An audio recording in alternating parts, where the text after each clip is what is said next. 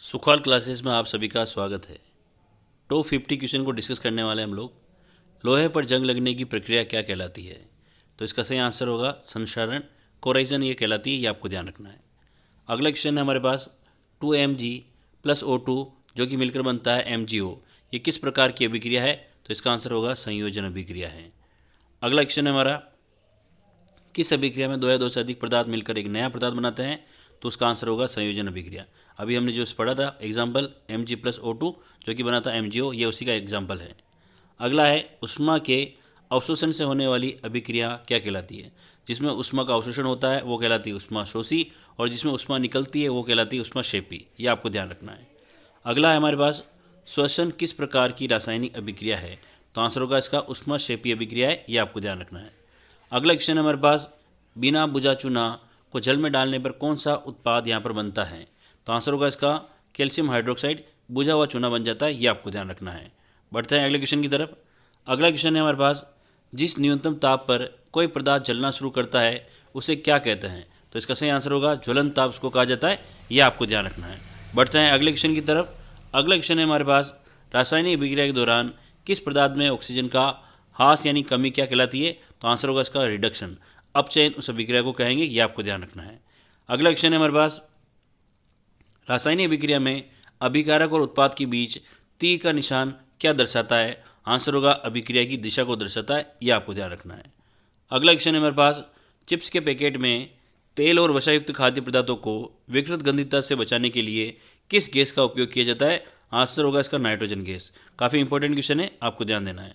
अगला है हमारे पास, सूर्य के प्रकाश की उपस्थिति में श्वेत श्याम फोटोग्राफी में प्रयुक्त होने वाली अभिक्रिया कौन सी है? तो आंसर होगा इसका प्रकाश अपघटन होगी। और याद रखना कि अगर बात करें यहाँ पे ब्लैक एंड फोटोग्राफी जो होती है उसमें सिल्वर क्लोराइड और सिल्वर ब्रोमाइड का यूज किया जाता है, ये भी आपको ध्यान देना है। अगला क्वेश्चन है हमारे पास, संतुलित रासायनिक समीकरण किस सिद्धांत पर कार्य करती है? तो आंसर होगा द्रव्यमान संरक्षण पर ये कार्य करती है, ये आपको ध्यान देना है। अगला है, शरीर में भोजन का पचना किस प्रकार की अभिक्रिया है? तो आंसर होगा इसका ऑक्सीडेशन, उपचयन अभिक्रिया है। अगला है, फेरस और कॉपर सल्फेट जो कि बनता है फेरस सल्फेट + कॉपर, ये किस प्रकार की अभिक्रिया है? तो याद रखना ये जो है हमारी क्रिया है विस्थापन अभिक्रिया है, क्योंकि फेरस जो है इसको कॉपर ने यहाँ पे विस्थापित कर दिया है, ये आपको ध्यान रखना है। अगला है, जिस अभिक्रिया में अवक्षेप बनता है उसे क्या कहा जाता है? तो इसका आंसर होगा अवक्षेपण अभिक्रिया, ये आपको ध्यान रखना है। अगला है, जब Fe2O3 + Al मिलकर बनाता है Al2O3 + Fe, तो ये किस प्रकार की अभिक्रिया है? तो आप देख सकते हैं यहाँ पे Al ने क्या किया है, तो यहाँ पे Fe2 को रिप्लेस कर दिया है, यानी किस प्रकार की अभिक्रिया है? तो विस्थापन अभिक्रिया है, ये आपको ध्यान देना है। अगला क्वेश्चन है हमारे पास, एक रासायनिक अभिक्रिया में तीर के बाईं ओर लिखे जाने वाले पदार्थ क्या कहलाते हैं? तो इसका आंसर होगा अभिकारक। और अगर बात करें दाईं ओर जो लिखा जाता है उसको क्या कहा जाएगा? तो उत्पाद कहा जाएगा। अगर बात करें अभिक्रिया के वेग में गति या धीमा करने के लिए जिसका यूज किया जाता है उसको उत्प्रेरक कहा जाता है, ये भी आपको ध्यान रखना है। इस क्वेश्चन का आंसर कौन सा होगा? तो अभिकारक इसका आंसर होगा, ये आपको ध्यान रखना है। अगला क्वेश्चन है, विकृत गंधिता से आपका क्या तात्पर्य है? तो इसका आंसर होगा वसा और तेलों का उपचयित होकर अप्रिय गंध देना, वो विकृत गंधिता कहलाती है। अगला है, कैल्शियम कार्बोनेट को गर्म करने पर प्राप्त होने वाला उत्पाद क्या होगा? काफ़ी इंपॉर्टेंट क्वेश्चन है, इसका आंसर होगा calcium oxide + carbon dioxide gas. अगला है, सफ़ेदी के लिए किसका उपयोग किया जाता है?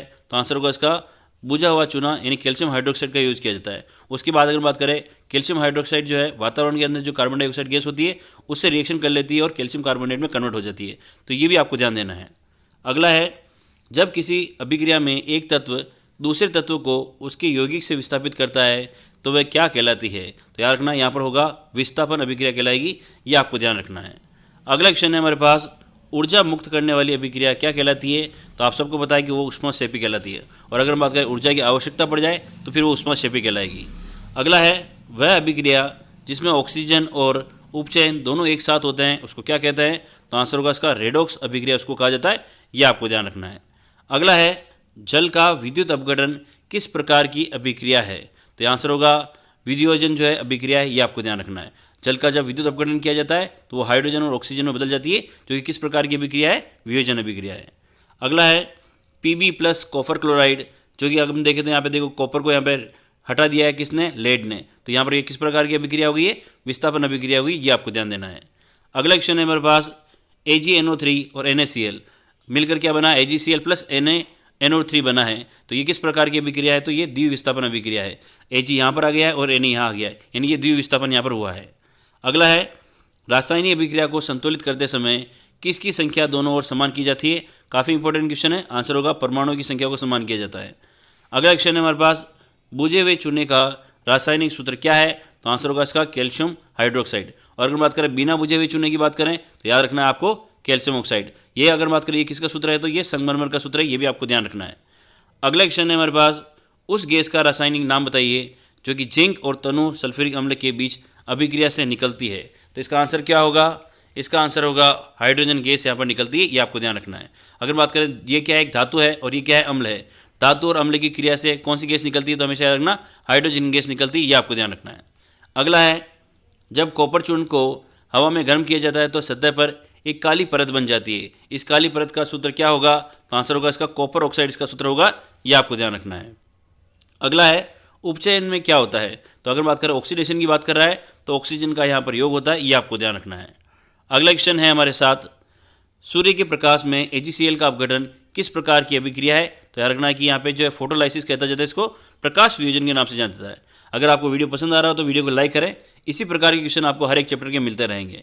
एक रासायनिक समीकरण में AQ किसका प्रदर्शित किया जाता है? तो जलीय विलयन को प्रदर्शित करने के लिए AQ वर्ड का यूज़ किया जाता है, ये आपको याद रखना। सॉलिड के लिए S का यूज़ किया जाता है, द्रव के लिए अगर बात करें तो लिक्विड के लिए यहाँ पे किया जाता है, और गैस के लिए अगर बात करें तो यहाँ पे G वर्ड का यूज़ किया जाता है, ये आपको ध्यान देना है। अगला है, उत्पाद बनने के साथ साथ उष्मा का उत्सर्जन किस प्रकार की अभिक्रिया में होता है? उष्मा का क्या हो रहा है? उत्सर्जन हो रहा है, यानी आंसर कौन सी होगी? तो उष्मा सेपी यहाँ पर अभिक्रिया होगी, ये आपको ध्यान रखना है। अगला है, एक रासायनिक समीकरण में तीर के ऊपर डेल्टा का निशान क्या दर्शाता है? तो याद रखना ये ताप को दर्शाने के लिए किया जाता है, ये भी आपको ध्यान रखना है। अगला है, रासायनिक अभिक्रिया के परिणाम स्वरूप क्या बदलता है? तो यहाँ पर होगा आंसर, पदार्थों को रासायनिक संगठन बदलता है, बाकी सारी चीज़ें जो है सेम रहती है। नाभिक की संरचना यहाँ पे कोई लेना देना नहीं है। अगला क्वेश्चन है, निम्न में से कौन सा एक भौतिक परिवर्तन का उदाहरण है? तो यहाँ पर आंसर होगा बर्फ का पिघलना एक भौतिक परिवर्तन का उदाहरण है। बाकी तीनों उदाहरण जो है वो अगर बात करें तो यहाँ पे रासायनिक परिवर्तन के उदाहरण है, ये आपको ध्यान रखना है। निम्नलिखित में से कौन सा एक रासायनिक परिवर्तन है? तो आंसर होगा यहाँ पे, रासायनिक परिवर्तन की बात की है तो कोयले का जलना यहाँ पर रासायनिक परिवर्तन होगा, ये ध्यान रखना है। मोम का जलना भी एक रासायनिक परिवर्तन है, लेकिन अगर पिघलने की बात करें तो ये भौतिक परिवर्तन होगा, ये आपको ध्यान रखना है। अगला है, वह अभिक्रिया जिसमें अभिकारकों के बीच आयनों का आदान प्रदान होता है क्या कहलाती है? तो ये आंसर होगा द्विविस्थापन अभिक्रिया वो कहलाती है, ये आपको ध्यान रखना है। अगला है, कैल्शियम ऑक्साइड को क्या कहते हैं? तो यहाँ पर आंसर होगा बिना बुझा हुआ चूना इसको कहा जाता है, ये आपको ध्यान रखना है। अगला है हमारे पास क्वेश्चन, चूना जल में कार्बन डाइऑक्साइड गैस प्रवाहित करने पर विलयन का रंग कैसा हो जाता है? तो आंसर होगा इसका दूधी या सफ़ेद, इसका आंसर होगा, ये आपको ध्यान रखना है। अगला है, जब लोहे की कील को कॉपर सल्फेट के विलयन में डुबाया जाता है तो विलयन का नीला रंग बदल जाता है, तो आंसर होगा इसका लाइट ग्रीन में, इसका आंसर होगा, ये आपको ध्यान रखना है। वीडियो को प्लीज़ लाइक करें।